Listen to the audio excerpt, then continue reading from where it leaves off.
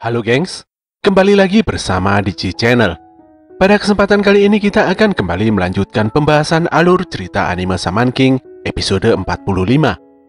Sebelumnya, buat kalian yang baru saja menemukan channel ini, silahkan untuk subscribe dulu ya. Dan jangan lupa untuk menyalakan notifikasinya, agar kami semakin semangat untuk menghadirkan konten-konten terbaik buat kalian. Oke, nggak usah berlama-lama lagi, persiapkan diri kalian and enjoy this video.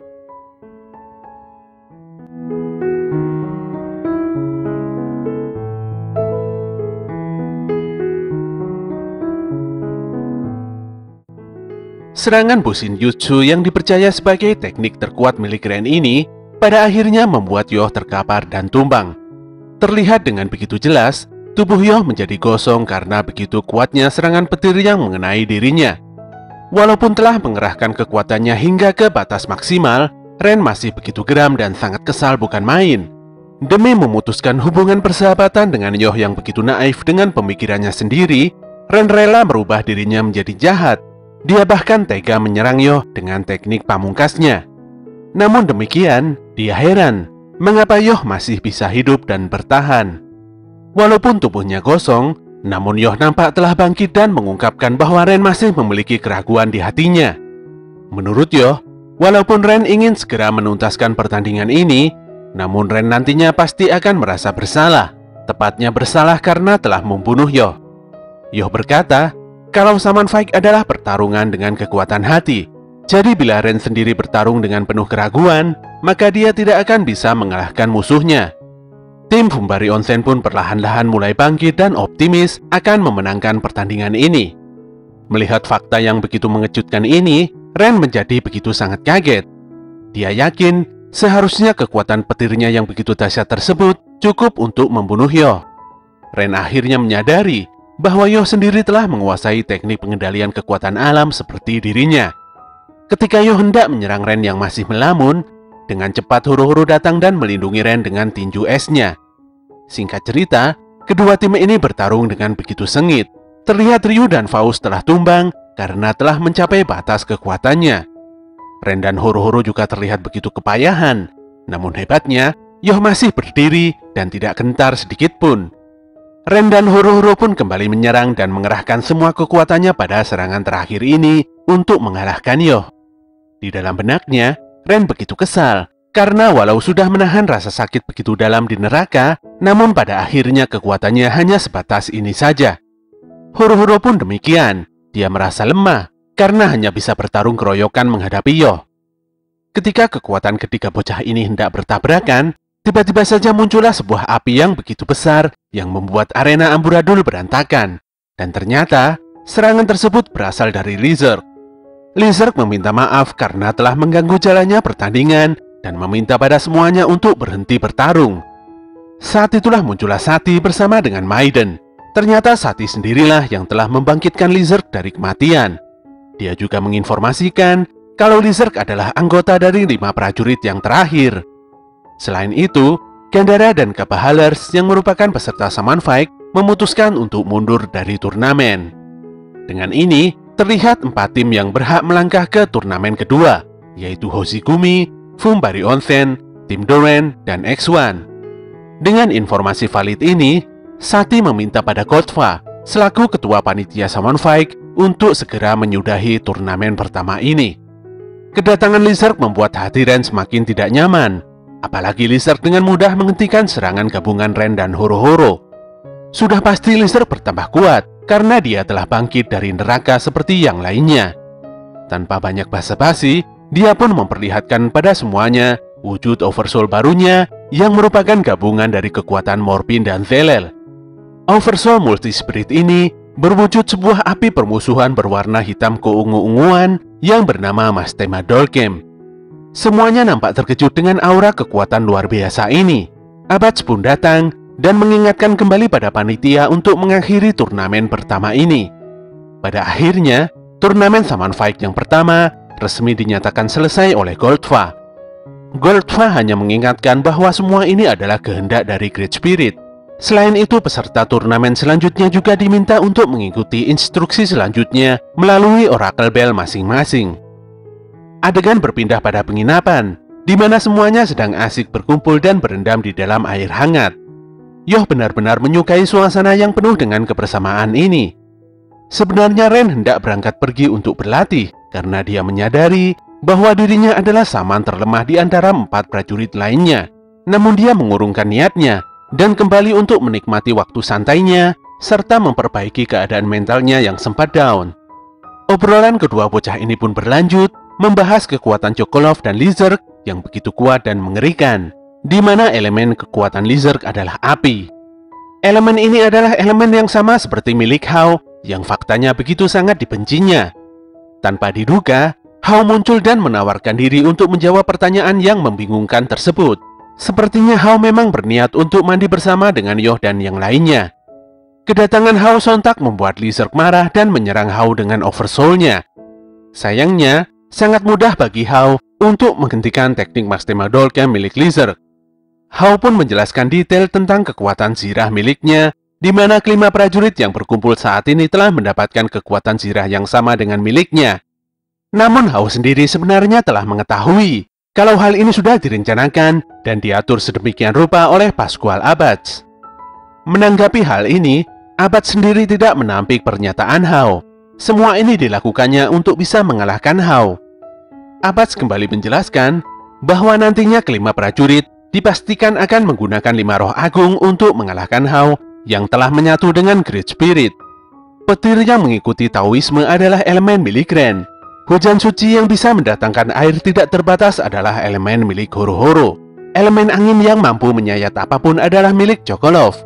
Sementara elemen bumi yang bisa menciptakan logam adalah elemen milik Yoh. Dan yang terakhir, elemen api yang bisa membakar segalanya adalah elemen milik Lizard. Untuk bisa menggunakan 5 roh agung yang memiliki kekuatan alami tersebut, kelima prajurit membutuhkan semacam kecocokan elemen.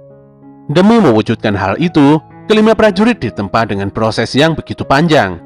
Lizard yang sekarang telah memasrahkan diri pada api permusuhan yang ada di sanubarinya hingga mendapatkan kekuatan Mastema Dolken. Dia melepaskan serangannya dan berjanji akan mengalahkan Hao jika waktunya telah tiba. Suasana tiba-tiba menjadi tenang dan semuanya nampak duduk berendam bersama dalam baluran air hangat yang nyaman. Yoh pun bertanya pada Hao tentang hal yang harus dilakukan untuk menentukan langkah selanjutnya. Hao pun menyampaikan tentang insiden di pantai barat pulau ini, di mana para manusia telah mengetahui tentang tempat diadakannya turnamen kedua, yaitu Benua Mu. Benua tersebut adalah tempat misterius yang ada di Samudra Pasifik 12.000 tahun yang lalu. Tempat itu sebenarnya memiliki tingkat peradaban yang tinggi dan sangat makmur. Sayangnya, tempat tersebut ditenggelamkan ke dasar laut karena amarah dewa.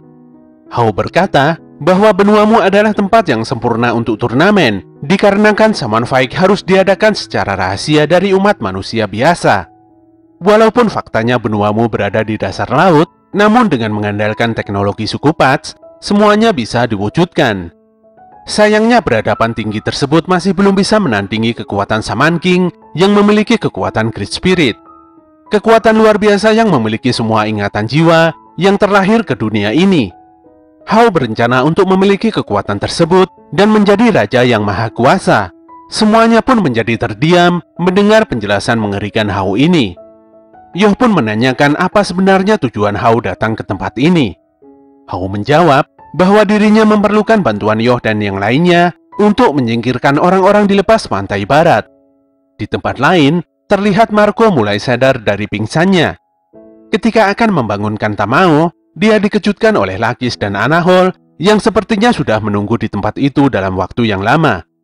Lakis berkata kalau Maiden dan Lizard telah dibangkitkan dan pergi ke tempat Asakura. Lakis meminta Marco untuk ikut pergi menuju tempat tersebut bersama-sama. Kembali pada pemandian air hangat, Hao berkata bahwa manusia yang mendekati pulau ini adalah para tentara militer. Para tentara ini berdatangan dengan menggunakan armada militer yang besar. Suku Pats pun secara pribadi meminta bantuan Hao untuk menyingkirkan para tentara agar tidak mengganggu jalannya turnamen Shaman Fight. Walaupun sebenarnya hal ini adalah tugas suku Pats, namun aturan suku Pats sendiri yang memaksa mereka untuk tidak boleh terlibat dengan manusia, apapun alasannya. Hao menginformasikan bahwa pemimpin dari para tentara ini adalah ayahnya Manta, yaitu Oyamada Matsumi. Hao mengingatkan Yoh bahwa keadaan ini terjadi karena Yoh telah melibatkan manusia yang seharusnya tidak terlibat dalam Saman Fight, yaitu Manta sendiri. Karena ini adalah buah dari tindakan Yoh, Hao berlepas tangan dan membebaskan Yoh untuk bertanggung jawab dengan caranya sendiri. Dalam perjalanan, Lakis menjelaskan pada Marco bahwa turnamen Saman Fight sedang terancam karena adanya campur tangan dari para tentara yang datang mendekati tempat ini. Marco tidak memahami, seharusnya Lakis bersama dengan timnya sudah lebih cukup untuk membereskan para tentara yang datang mendekat.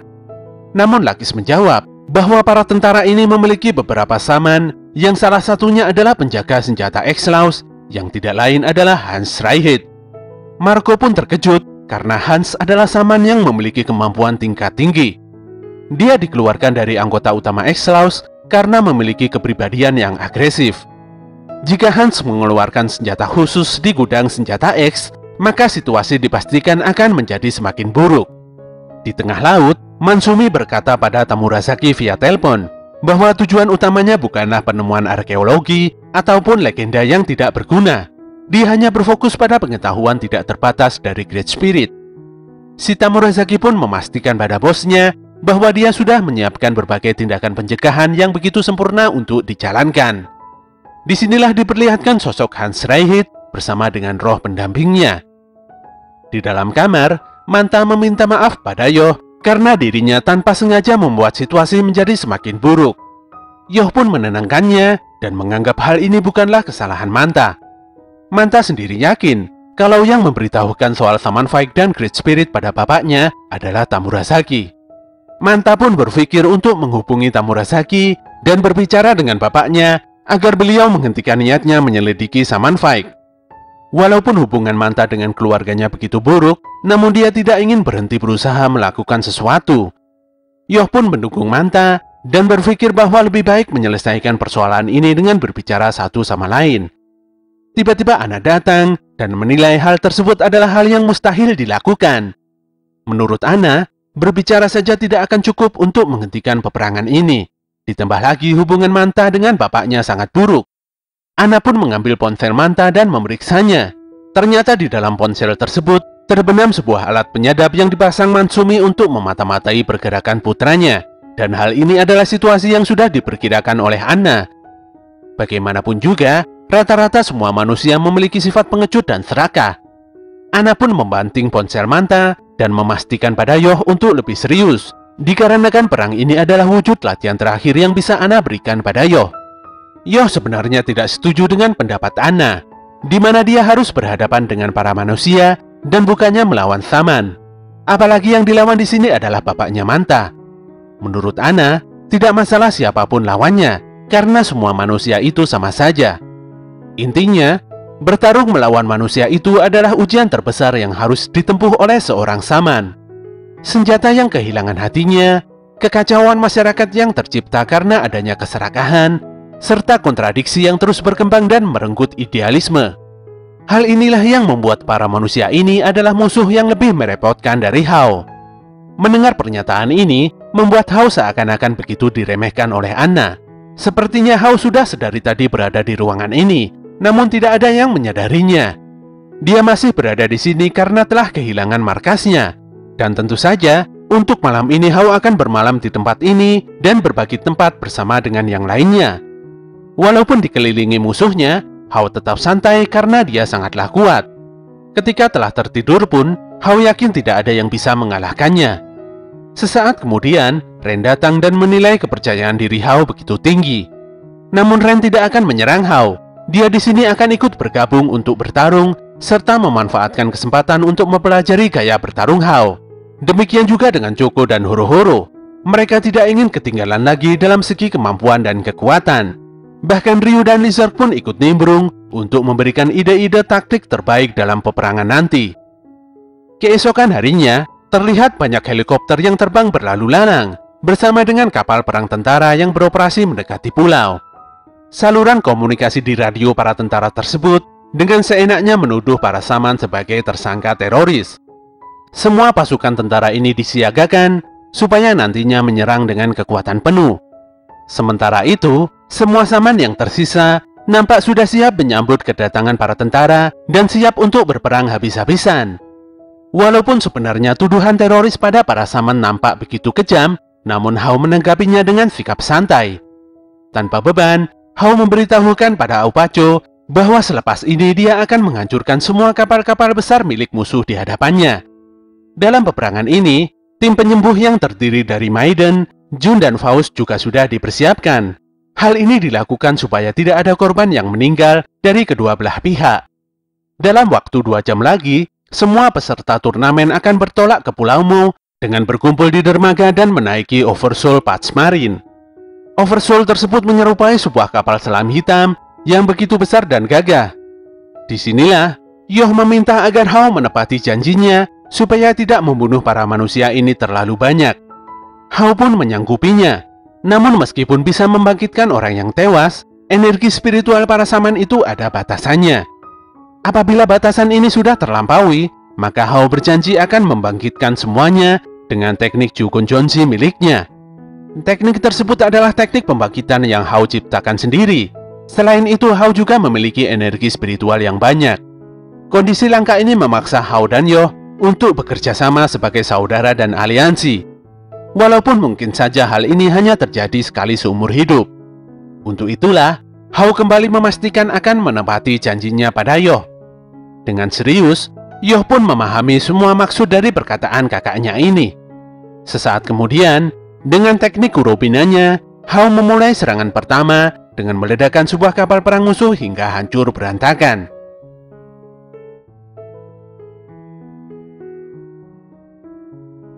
Oke gengs, itulah akhir dari cerita Shaman King episode 45. Semoga bisa menghibur kalian semua ya. Kritik dan saran akan selalu kami tunggu demi kebaikan channel ini.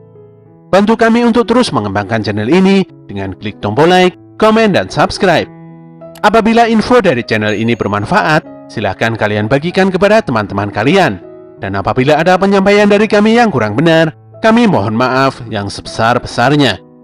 Tetap semangat, dan sampai jumpa kembali di konten kami selanjutnya.